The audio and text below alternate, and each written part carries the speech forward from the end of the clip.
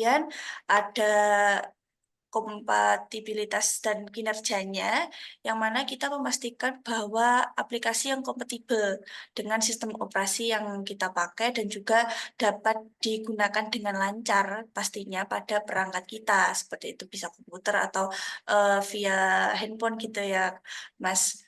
Betul. Seperti kita mungkin jarang mengenal banget ya yang namanya DaVinci Resolve itu ya, Kak. Mhm. Mungkin Kakaknya juga Ya, tahu baru gitu tahu kan. saya. Oke, dengan, membutuhkan spesifikasi hardware yang lebih tinggi lagi untuk mengoptimalkan, performanya seperti itu. Terus kemudian yang paling penting nih harga dan anggarannya ya, karena Mhm. produksi video itu butuh banget, eee, anggaran yang besar ya. Contohnya dengan kita memperhitungkan biaya aplikasinya, baik itu bisa satu kali bayar maupun, berbasis langganan gitu, dan menyesuaikan dengan anggaran yang kita karena kalau kita menggunakan aplikasi free itu terbatas sekali, seperti itu. Bisa contohnya ada Premiere Pro itu yang bisa berlangganan bulanan, terus ada CapCut itu bisa tersedia gratis dan juga ada, pembelian tambahan atau lebih ke pro-nya, Oke, seperti itu. siap. Oke, baik. Terima kasih Mbak Vero. Jadi intinya itu kita kalau mau memilih aplikasi yang tepat harus didasarkan kebutuhan dan spesifiknya ya. Betul, itu sangat Dari penting sekali. kemudian juga kemudahan penggunaan, fitur yang ditawarkan, kompatibilitas, dan tentunya yang paling penting anggaran. Itu Apakah betul anggaran banget, Mas. anggaran kita itu pasti cukup atau tidak. Oke, Betul, dengan pertimbangan faktor-faktor tadi itu pengguna dapat memilih yang paling sesuai ya. Contohnya seperti betul, kalau yang pemula ya pakainya CapCut mhm. atau Itu yang gampang agak banget, tengah-tengah Filmora juga bisa ya nanti untuk yang Filmora, lebih lebih pro-nya lagi pakai Adobe Premiere atau After Effects gitu ya. Oke, ya itu betul banget. oke. Terus sama ini Mbak, saya mau tanya lagi. Mhm, Eh, Seberapa pentingkah fitur canggih dalam aplikasi editing dalam pembuatan contohnya seperti konten media sosial? mmm, kalau fitur yang canggih itu menurut saya, sangat penting ya untuk konten media sosial saat ini karena, memungkinkan kita sebagai kreator atau pembuat video itu bisa membuat video dengan yang lebih menarik tentunya, terus berkualitas tinggi dan juga lebih terlihat profesional seperti itu. Dan, dengan adanya video yang kita buat itu, kita share ke audiens, mereka bisa membantu kita untuk meningkatkan engagement dan juga, interaktif gitu ya. Dan juga tentu mempercepat, proses produksinya juga, terus memberikan fleksibilitas yang mana bagi kreator untuk lebih bereksperimen lagi dan juga berinovasi terhadap ide-ide kita, seperti itu. Dan apalagi di dunia media sosial digital sekarang ini tuh lebih kompetitif ya, di Betul. mana kemampuan untuk, kita menghasilkan konten itu harus menonjol dan juga bisa membuat perbedaan, yang besar antara satu konten dengan konten yang lain untuk menciptakan, kesuksesan dan juga lebih menarik audiens yang lebih luas lagi. Apalagi kita harus, lebih kreatif seperti itu ya, biar agar konten yang kita buat original itu bisa, viral seperti itu. Betul sekali. Ya betul, Mbak. Sama ini, mungkin Mbak Vero juga mungkin udah pernah berlangganan aplikasi yang pro ya? Sudah. Oke, gini, biaya langganan aplikasi tersebut itu apa sebanding sama yang Mbak Vero dapatkan dari fitur-fitur yang dibeli itu istilahnya? Oke. Kalau biaya langganan sendiri di aplikasi editing itu ya, Mas, menurut Mhm, saya sebanding ya dengan manfaat yang kita peroleh seperti itu. Terutama bagi kita sebagai seorang kreator itu tentu membutuhkan fitur-fitur yang lebih canggih lagi dan juga tentunya dapat menghasilkan, konten yang berkualitas tinggi tadi ya. Dan mhm. apalagi aplikasi yang berlangganan itu biasanya menawarkan, alat-alat atau fitur-fitur itu yang tidak tersedia di versi yang gratisnya saja, seperti faktor koreksi warna tadi, terus kemudian ada efek visual yang lebih kompleks dan juga, alat kolaborasi, seperti itu.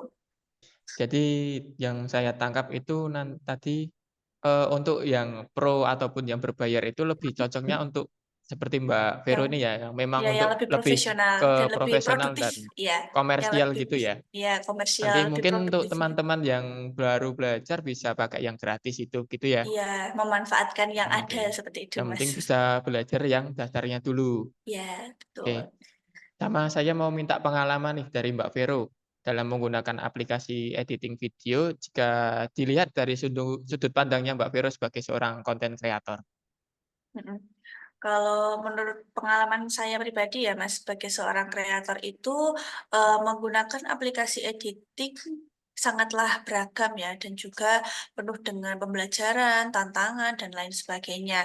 Awalnya saya itu memulai, dengan aplikasi yang sederhana seperti CapCut, itu pun di, handphone, atau ada aplikasi yang namanya KineMaster itu. Terus kemudian karena antar mukanya itu yang lebih intuitif, user friendly, dan fitur dasarnya itu mudah banget digunakan gitu. Jadi saya menggunakan 2 aplikasi itu untuk memproduksi, konten-kontennya. Terus kemudian dengan 2 aplikasi tadi, itu kita bisa belajar dan memahami dasar-dasar editing dalam editing video maksud saya. Seperti memotong video klipnya, terus menambah transisi sederhana, menyisipkan musik, terus kita bisa menyisipkan, teks, seperti itu. Terus namun seiring dengan berjalannya waktu, kebutuhan, akan konten itu kan semakin meningkat dan juga kualitas konten itu juga, meningkat juga dan itu pun mendorong saya untuk beralih ke aplikasi yang lebih canggih lagi, seperti Adobe Premiere Pro, seperti itu. Namun, meskipun pembelajarannya itu lebih sulit ya, menurut saya awal-awal itu, Mhm. dan saya juga baru menemukan bahwa fitur-fitur canggih itu seperti koreksi warna, terus koreksi visual yang lebih kompleks, dan kemampuan, mengedit videonya itu lebih detail. Hal itu, bisa membantu saya dalam meningkatkan kualitas video yang saya buat, seperti itu. Nah, aplikasi, Adobe Premiere Pro sendiri itu juga menawarkan fleksibilitas yang luar biasa tentunya ya, dan memungkinkan saya untuk, bekerja dengan format dan resolusi video yang lebih tinggi. Dan itu menurut saya sangat penting sekali untuk, memenuhi standar platform media sosial yang berbeda-beda seperti di YouTube, TikTok, Instagram, seperti itu. Oke. Dan, pengalaman saya juga dalam mengedit video dengan aplikasi yang profesional itu, juga memperkenalkan saya pada konsep-konsep, seperti pelacakan gerakan, terus menggunakan green screen, seperti itu, yang benar-benar membuka kreativitas dari ide saya, Mhm. seperti itu. Juga kemampuan untuk menggunakan preset. Nah, Oke. terutama dan juga template yang ada, seperti itu. Hal itu tentu akan menghemat waktu saya dalam mengedit. Jadi, video yang saya buat itu bisa lebih seragam dan juga konsisten. Terus secara keseluruhan pengalaman saya itu, dalam menggunakan berbagai aplikasi editing, memperkaya keterampilan saya dalam, editing sebagai content creator. Dan tentunya, untuk menghasilkan video yang tidak hanya menarik dan juga visual, tetapi juga harus berkualitas tinggi dan juga profesional, seperti itu. Oke. Siap. Banyak sekali nih masukan-masukan ataupun Iya, ilmu yang Mbak Vero berikan kepada saya maupun teman-teman ini ya. Untuk ini kita bisa besok lanjut untuk diskusi lagi karena terbatas waktu dan durasi ya Mbak Vero oh ya. iya, oke Kita Mas, bisa besok untuk berlanjut lagi di video selanjutnya, oke. mungkin Udah dengan banyak banget Mas bahasan ini.